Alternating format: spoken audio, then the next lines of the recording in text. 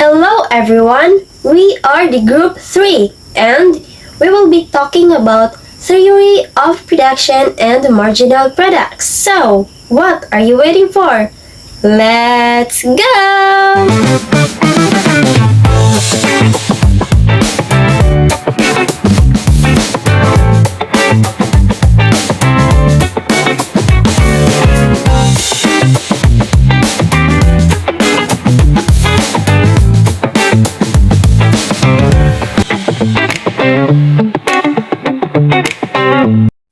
Theory of production and marginal products. Basic concepts. Economy involves many different activities, including farm use fertilizer, seeds, and labor. Factories use energy, machinery, labor. Product goods like tractors, DVDs, toothpaste. Airlines use planes, fuel, and labor. And lastly, provide fast travel through routes. The production function links inputs, land, labor, and machinery to outputs. Shows max output with best technology. Example, electricity from gas, coal, and solar. Each method has its own inputs and outputs. Companies aim for efficient production, max output, minimal input. Same result, different methods. US uses machines while Africa uses labor. Both methods part of production function. Every product, service has its own function. Functions change, especially with technology. Total average and marginal products. 1. Total product or TP refers to the total output produced using a specific number of inputs such as labor. It increases as more labor is applied but eventually reaches a maximum. In other terms, the total product of goods or services generated to the production process. 2. Marginal products. The extra output from adding one additional unit of labor, holding other inputs constant. MP initially rises, then diminishes as more labor is added. So in other meaning of this is marginal products is the extra output you get from adding one more unit of something like labor or materials to production. And lastly, average product. Average product or AP is the total output divided by the total number of input units or labor. Average product decreases as more labor is added. So, it is a measure of productivity that calculates the average output produced per unit of a variable unit such as labor. It is calculated by dividing total product by the quantity of the variable input used. For example, there are 5 workers produced 50 tents. The average product is 10 tents per worker because why? 50 tents divide 5 workers is equals to 10 tents or worker. The law of diminishing returns. Adding more input, example, labor, reduces output. Marginal products decreases with extra input. Fixed resources like land or machinery limit output. Overcrowding or overuse causes decline. This means when adding more input, example labor or products, it reduces the output. While in marginal products, it will decrease the extra input, and in fixed resources like land or machinery, it limit the output. My topic is all about diminishing return in farm experiment. So, what is diminishing return in farm experiment? Farmer Telly adds more labor. Initial increase in productivity, seeding, weeding. After a point, extra labor less effective. Overcrowding reduce productivity. So, unsa man jud ang naa sa diminishing return in farm experiment. So, what is the exact point of this diminishing return in farm experiment? Diminishing refers to the law of diminishing returns. Diminishing means reduce. or also known as law of diminishing marginal returns.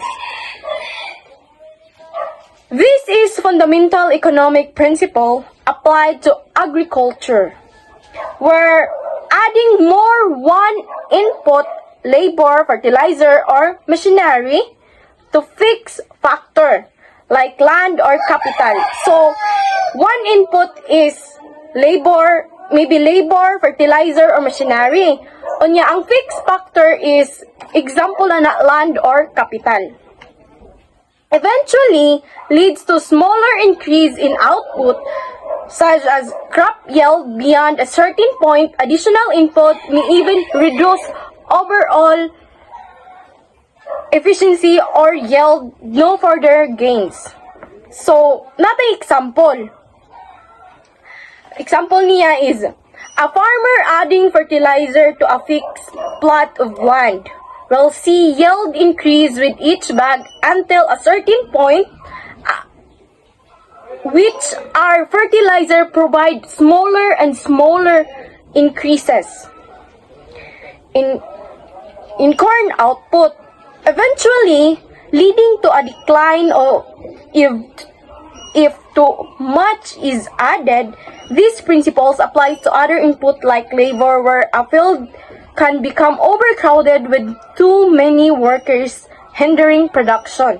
So, buot pasabot di ay nga, example, nakay gamay nga land, unya, imong gibot ngan og fertilizer. Sa una siya is kanang mudaghan iyang production, kay bag-o pa man nimong katong fertilizer nga imong gibotang sa land is kanang tumpak gani siya, like kanang mas makaproduce siya og daghang output if kanang ang land nga imuhang gibot ngan og fertilizer is sakto siya. If magkadugay nga panahon, if imo siyang dagdagan og fertilizer nga daghang fertilizer sa daghang panahon, like nana, ang land daw kay like dili na makaproduce og kanang more output, kay murag na sobrahan na siya sa fertilizer ba, maglisod na siya og kuan og output, kay na sobrahan na siya og kanang fertilizer, dili na siya makaproduce og daghan, mas mo decrease pa hinuon ang pangutana. Nganong kung masubrahan is mo decrease man ang iyang output, mao na to kung giingon niya. If daghan gani siya fertilizer nga mabutang sa land, nga gamay ra small amount of land ra imong gikuanan niya, daghan kay siya fertilizer is mo gamay ra gid na iyang output, kay murag na sobrahan na siya ba, dili na siya insakto, dili na siya balance, imbalance na siya, kay dili naman sakto, mas daghan ang fertilizer kaysa sa land. So di ba? Ma-imbalance na siya, maong magkadaghan og fertilizer, magkagamay ang iyahang i-produce nga output. Next is diminishing returns in corn production. Diminishing returns help explain low living standard in densely populated countries like Rwanda or Bangladesh, where many workers share limited land, reducing productivity. It's not due to ignorance but overcrowding of labor. So, kasabot naman ta kung unsa tong diminishing return katong. Next is diminishing returns in corn production. Diminishing returns help explain low living standard in densely populated countries like Rwanda or Bangladesh, where many workers share limited land, reducing productivity. It's not due to ignorance but overcrowding of labor. So, kasabot naman ta kung unsa tong diminishing return katong reduce siya. If more inputs ang ibutang is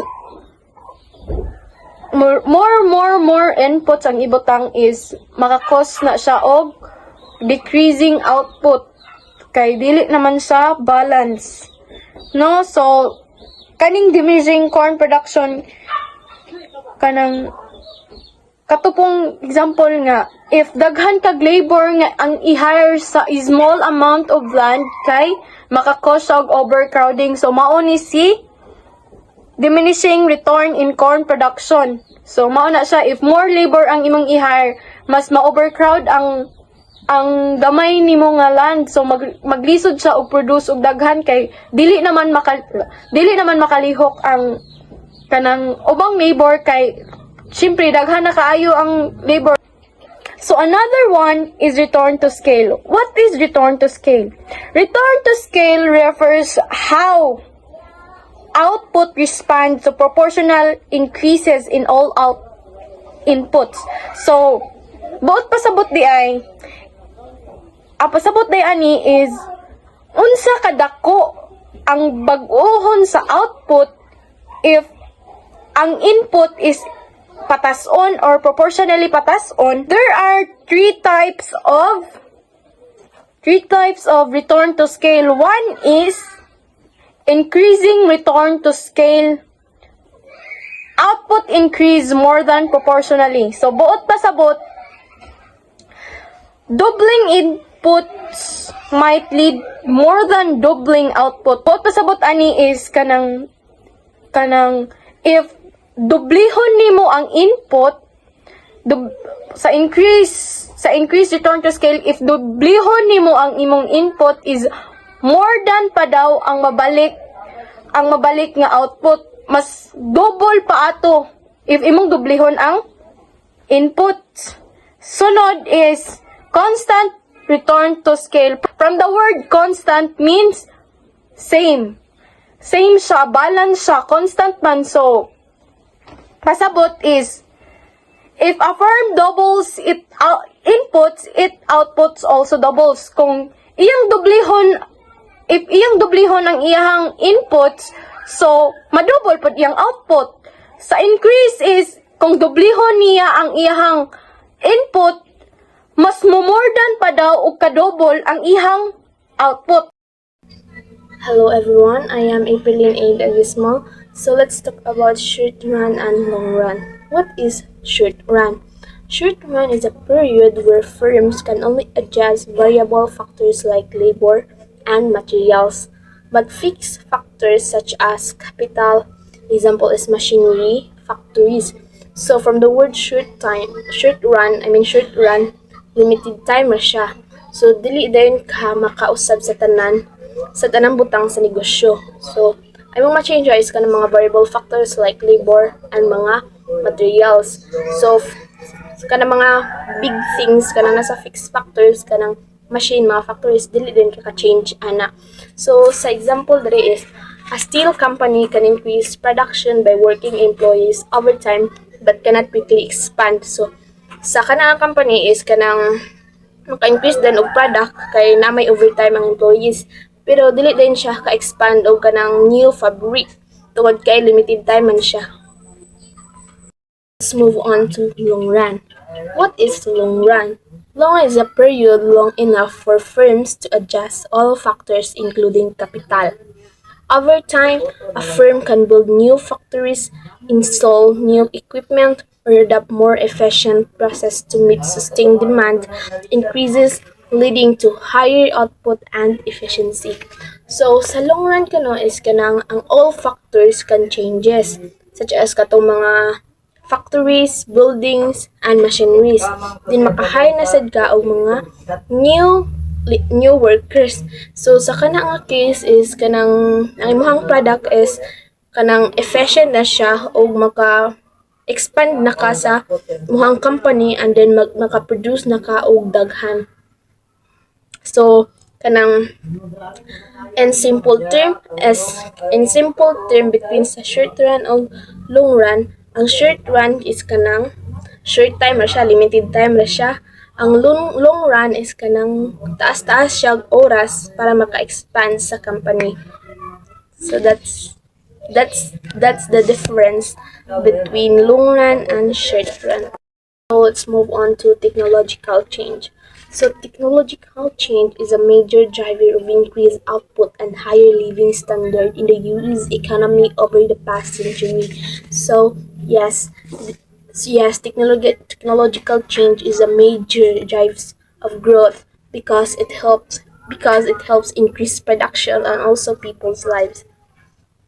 Yes, kanang maka-improve sa siya sa people's lives because technology doesn't only help yun ang mga businesses but also it makes daily lives better and easier. Like, communicate na kasi mga friends through phones nga katong nasa you and then maka-discover ka og new things. So, through technologies, it make work faster and easier. So the source of growth is it means where the progress or improvements of economy comes from. So we can see that dili lang kay sa labor o sa machinery nga ni growth ang kanang company because tungod sa kanang mga new technologies karon. Example is wide-bodied jets increase efficiency in air travel by 50%. Fiber optics improve telecommunications by lowering costs and enhancing reliability. Computer technologies have increased computations power by over 1,000 times in 3 decades. So, ang ganing jet is a part of technologies because it make air travel faster and also maka-carry siya og passenger and maka-save siya og time and money. So, through fabric optics is it makes internet and phone connections faster and cheaper and also reliable. So there are two types of technological change, the process and product innovation. First, what is innovation? Innovation means creating new ideas or methods. So, process innovation from the word process means finding a better or faster way to make products. So, example is a factory uses new machines to finish work quickly. So, while product innovations means making new or improved products for people. Example is new versions of cell phones with better features. So the impact is where there is new technology, people and companies can work faster and make more products. So because of that, the economy grows and people's lives become easier and better. So both product and process innovation help increase work and improve living. So I am Aprilline A. Degismo, your reporters today.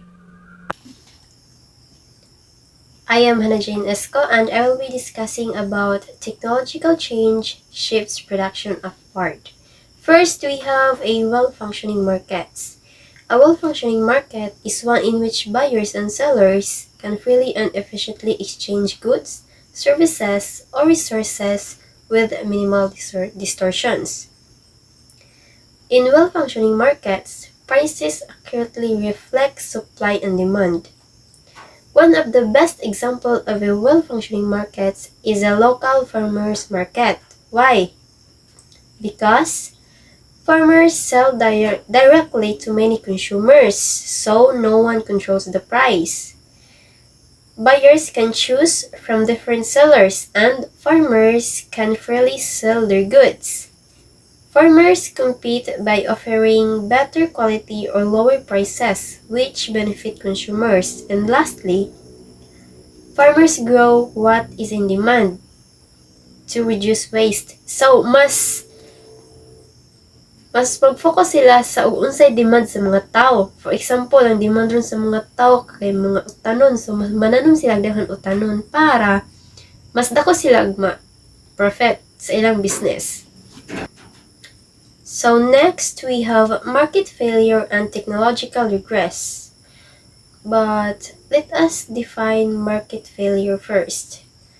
A market failure is a situation defined by an inefficient distribution of goods and services in the free market.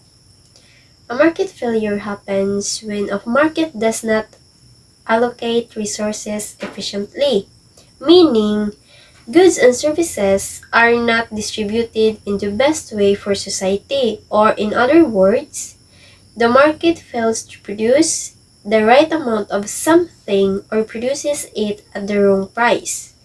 Then, we have technological regress. What is technological regress?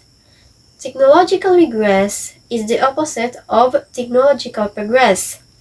It happens when technology becomes less efficient or society moves backward in terms of production or innovation. For example, a company replaces modern machines with older, slower ones to save money. So, ang company daw, giilisa nila ang ilang bago nga machine sa mas barato. Then, what is the result? Production becomes slower. Kay, barato man ang ilang gipalit nga machine, so hinay pod, slow pod siya mo produce og product or goods. So, the effect, gamay rag ma-produce nga product ang ilang company, then gamay ra silang mabaligya, malugi ang company. Next, we have pollution cost. Pollution cost is the damage or expense caused by pollution. Kuan siya, na siya, daghan siya dala. Makakuan siya sa people's health, sa environment, or sa economy.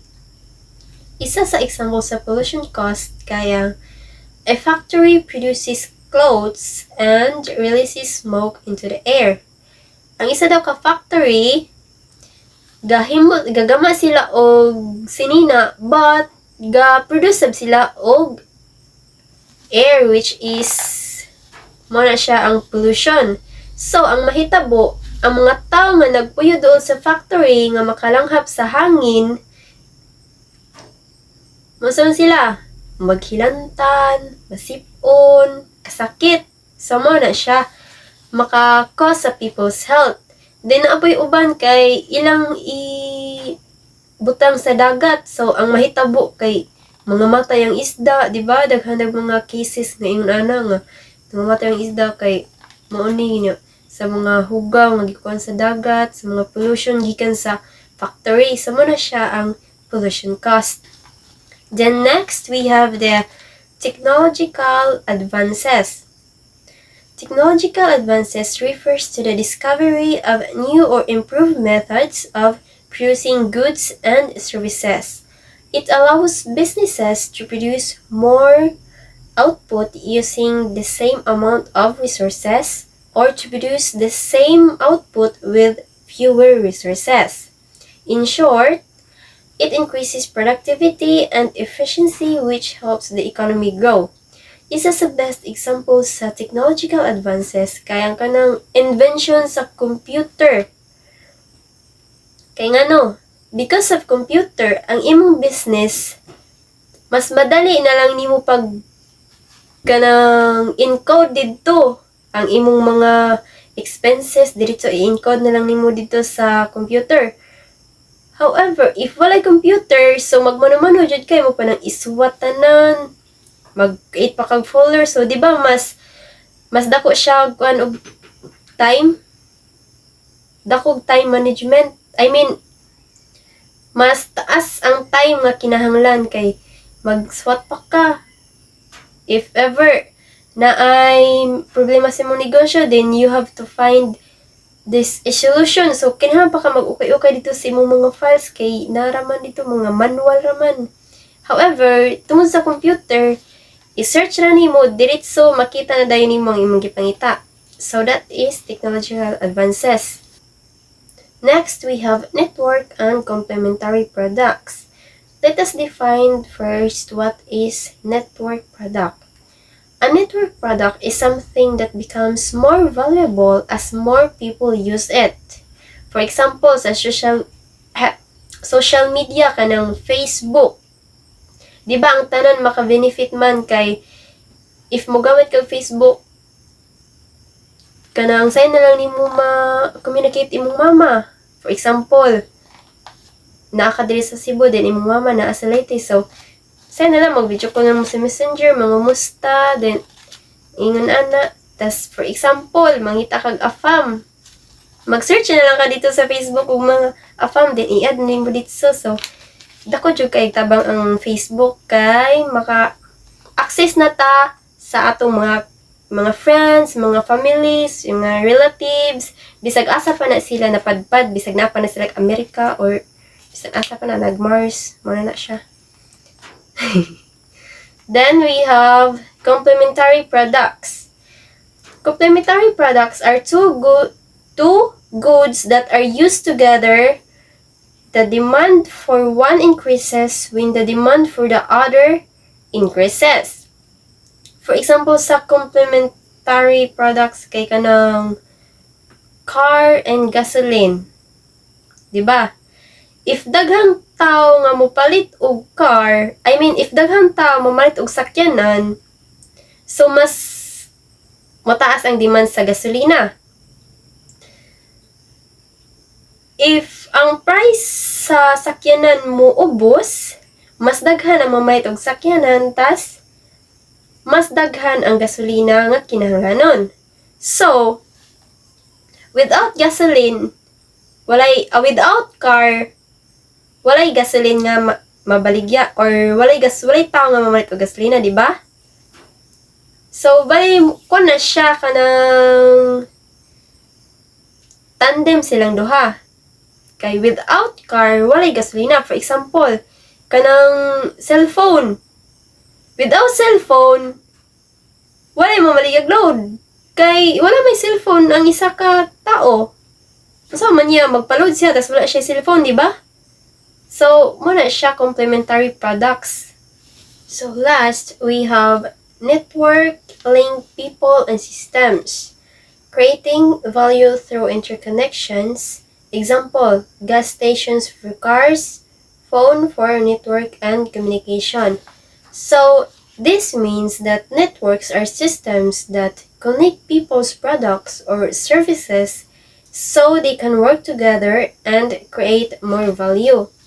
Same sa kung gi-example ganina kadtong cars o gasolina, sakyanan o gasolina, di ba? Gi-explain na ako. Then, ang second example diri kay phone for network and communication. So, without phone, dili ta maka-communicate sa atong kanang example tita nga naa sa Saudi Arabia, di ba? Kay through cellphone man kay atong gamit sa pag-communicate sila kay through cellphone, Facebook, Messenger, Instagram, TikTok or unsa pa na sila diha nga apps. So, without cellphone or phone, mobile phone, something dili na to ma-communicate ang atong relatives nga naa sa layo. Just like if na kay if OFW imong mama, then wala kay cellphone, so maglisod siya kag communicate kay makommunicate mo siya once mga tuwa kumbitiran, mag-online ka na, maghughog, pero hassle na sad siya, di ba? So that's it. Network links people. Hi everyone! I'll be discussing the remaining topics under business organization. First, we have big, small, and infinitesimal businesses. Have big businesses have more resources. This means they have more money, employees, and equipment to use. Example, companies like Jollibee, SM, or even Coca-Cola, they have many branches and workers. Next, small businesses have flexibility. Means they can easily change their products or services depending on what customers needs or wants. Micro businesses include freelancers. Means these are very small businesses or even one person's jobs. Example, freelance graphic designer, online seller on Shopee, TikTok, even in Facebook. Next is the size affects market influence. Means we can see that big companies can influence prices and trends in the market, while small ones usually follow them. Like for example, the Apple. Apple creates trends in smartphones. Smaller brands just follow. Regulation varies by size. This means government rules and taxes are different for small and big businesses or companies. Like for example, a sari-sari store pays less tax than a big supermarket. Economies of scale benefit larger firms. Means when big companies produce a lot, their cost per products becomes cheaper. Then lastly, small firms can innovate quickly. Means they can come up with new ideas faster because they have fewer people and rules. Next, we have individual proprietorship, which is also called sole proprietorship. It means one person ownership. This type of business owned and managed by only one person. Next, it has a simple setup. It is easy to start because you only need basic permits and less paperwork compared to a big companies. Then, the owner has full control. This means the owner makes all the decisions for the business, what to sell, how to price, and how to manage the business. However, it also has unlimited liability. This means if the business has debts or losses, the owner's personal money or property might be used to pay for it. Then, all profits go to the owner. Since there are no partners, all the earnings or the profit belong to the owner alone. It has also limited lifespan. If the owner dies or stops running the business usually ends too. Lastly, the owner pays personal income tax. The profit is considered the owner's income, so it is taxed as part of their personal earnings. To sum up, an individual proprietorship is simple and easy to start, gives full control and full profit to the owner, but it also carries full risk and responsibility to the owner. Next, we have partnership. Partnership is a type of business owned by two or more people. These people work together to run business and share both the profits and the risk. But before starting, partners need to make a partnership agreement. This is a written document that explains how they will divide profits, responsibility, and decision. In a partnership, everyone helps in decision making. They plan, manage, and solve problems together. However, partnership also have unlimited liability. This means if the business has debts or problems, the partners might have to use their all personal money to pay for them. A partnership can also end or dissolve. Means if one partners decide to leave, dies, or if they cannot agree anymore, they can end it. Also, each partner pays personal tax based on their share of the income from the business. In short, partnership means working together to build business, sharing not just the success but also the responsibility and risk that come with it. Next is the corporation. Is a business that is a legal entity separate from its owners. This means the company itself can own property, sign contracts, and be responsible for debts, not the owner personally. Limited liability for shareholders.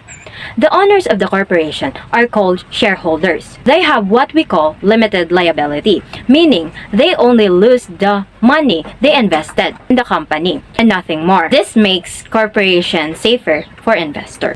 Corporation can also be raise capital or money by selling shares or stocks to the public. Board of director oversees it. They are the one who manage and oversees the company's operations. One good thing about a corporation is that it has perpetual existence. This means the business continues even if some owners leave or pass away. It doesn't stop existing just because the people behind it change. However, corporations also face some challenges. They are subject to corporate tax and must follow many rules and regulations from the government, which can be quite strict. Then, ownership and control. Shareholders own a corporation. They invest money by buying shares. And a board of directors is elected by shareholders to manage big decisions for the company.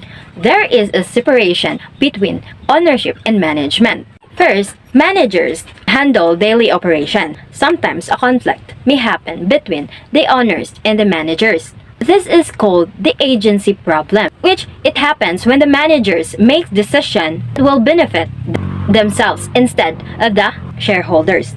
Lastly, shareholders still have influence through voting, especially when choosing directors or approving companies' change.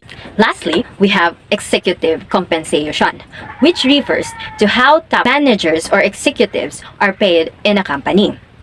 Executives are the top manager or the people who hold high position in the business, such as the CEO, president, or vice president. Their pay usually includes salary, bonuses, and sometimes stock option, which means they can buy company shares or the lower prices. Compensation often linked to company's performance. The main goal of giving these rewards is to motivate executives to perform well and make the company successful. However, executive pay can sometimes be controversial, especially when top managers earn very high amounts while regular employees receive much less. It also aims to motivate top talent because many companies believe that good compensation helps attract and keep talented leaders, and the stock options help align the interest of executives with the company shareholders, meaning they both benefit when the business grows. Can create incentives for short-term performance. That's why it's also important to note that this system can sometimes lead to short-term decision-making, where executive focuses on a quick profits instead of a long-term success. In a summary, executive compensation, a way to reward and motivate top managers, but it should be managed carefully to keep it fair and balanced for everyone in the company. And that's all. I hope you learned something from the very beginning up until this slide. Thank you!